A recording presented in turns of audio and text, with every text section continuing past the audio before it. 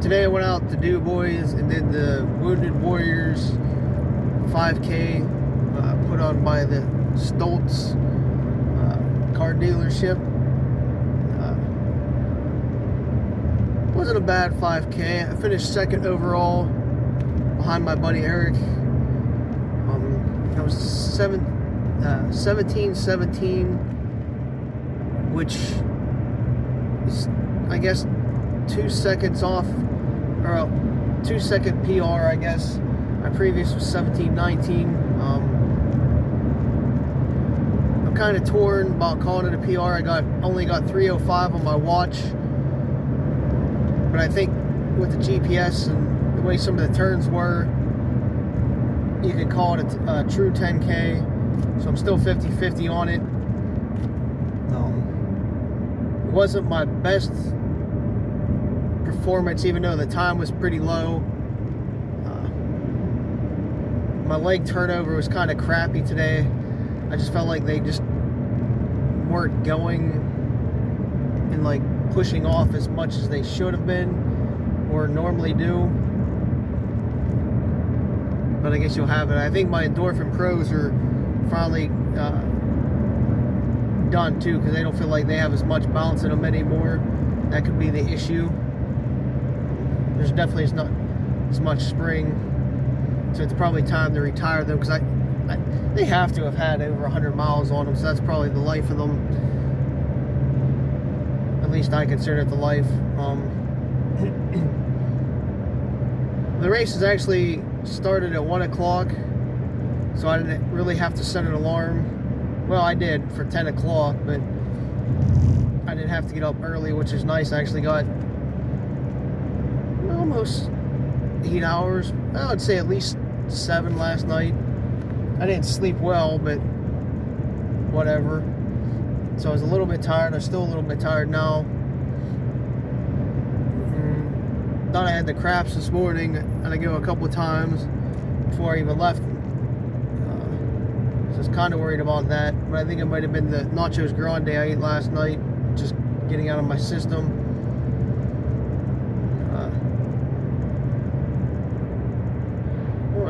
It's an hour and a half drive from home to Dubois for a 5K, so it's kind of on the long side the drive, but it's not bad. They had some cool little trophies for people. They were cooking hamburgers and hot dogs. They had a bunch of chips, some cookies after the race for people. It seemed like a nice crowd. I mean, people-wise, it was a nice crowd. Numbers-wise, it was kind of small. But you never know. Probably because the Steelers were on today. A lot of people didn't show up or sign up ahead of time. Yeah, so you start out in front of their Hyundai sign. I think it was a Hyundai sign. And we run along the road that their dealership's on. Circle out on a busier road before we hit the riverfront trail, or I don't know what the trail is actually called, but it's like along the creek or riverfront, or whatever they consider that, a river or creek over in Dubois. Ran that for, I would say, at least a mile or so. Then we turned up real quick behind a grocery store. Maybe it was Martin's or Shop and Save, something like that. Then we circled back around on the road that you drive in on in front of the dealership, and then cut into the dealership. So it's basically a big loop. There is traffic, and at times it was kind of heavy, just like flowing behind you. It wasn't so bad the first like half mile or so. That time of day or whatever was kind of dead. Obviously there was nothing on the trail, because it's just like I guess you could barely fit two across, but it's like an asphalted, I guess you could almost call it a rail trail. like along the riverfront. So it's a nice hard surface. It's a little wavy. It's not like flat. It's got a little bit of rollingness to it. You do cross a bridge or two, go around the stadiums and stuff. I guess it's, yeah, the Dubois High School. I don't know if we fully went around it or not, but I know that like the athletic field's by it. We did. I could be screwing it up. I don't know. Like, I'm not too familiar with Dubois, but I'm not trying to pay attention more to running than I am like the scenery. I definitely went out way too fast with Eric. I know a couple times I looked at my watch and it was like 5 flat or whatever, maybe even a couple seconds under. I'm just like, oh crap, this is gonna suck later in the race. I knew that was too hot going out, but I was just more focusing on Eric. Not trying to beat him, but just like use him as like a pacer and to cut the wind a little bit and draft.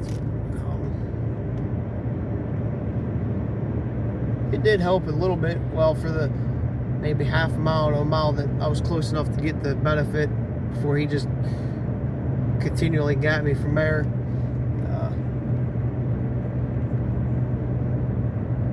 But I was trying to, most of the time, I mean, I still had him in sight all race, but I was more focusing on him than, the competition, I guess, or paying attention where I was going today. I wasn't going for a PR. I mean, I would have liked to have won, but with him there was no chance. Of course, you never know. But again, my leg turnover was kind of definitely crappy today. It seemed like short, like, and not draggy, but sort of like a dead leg thing. Again, though, with running so fast today, I don't know if that was a cause of it, that they just started like almost blowing up. But it just felt like the turnover just wasn't pushing me off, propelling me forward enough during the race. I was more like hanging back. I wouldn't say heel striking, but I was definitely settled in more than forward lean today. I think that had a huge factor and probably actually cost me a ton of time today. So I'd have liked to have seen if I was actually leaned forward, propelling myself forward, what I could have done today. Now looking back and thinking about it a little bit, because once you settle in or you lean back at all, you're losing so much more time and expelling so much more energy because you're just not getting that propulsion either. So I don't know what that issue was. Again, maybe it was the shoes. Like I said, they don't feel as springy as they did. So again, they're probably done. I'm probably going to retire them today. Unless there's a crappy rail trail 5K or something that I might use them for. Just to try to get another use or two out of them. But if it's like a road, I definitely don't want to use them. I'm going to have to buy some new ones. I wasn't locked in too much. Breathing seemed a little bit heavier. But you can also contribute that to running so hard.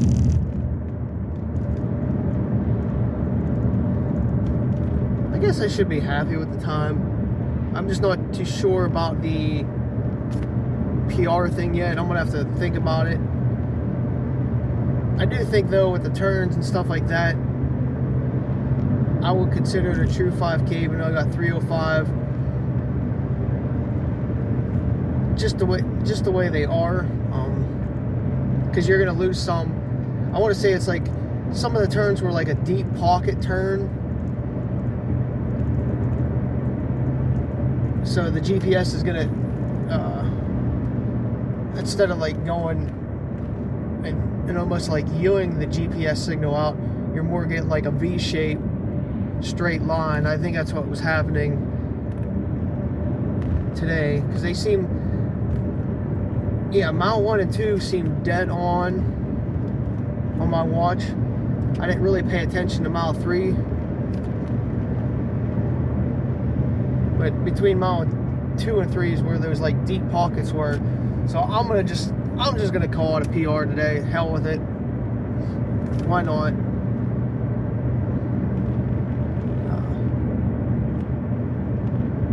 Other than that, I guess that's about it. So we'll see what we can do. It was kind of too flat for my liking. I don't know how much elevation change there was today, but I would say it was no more than 100 feet of gain. Let me see if I can't pull it up real quick.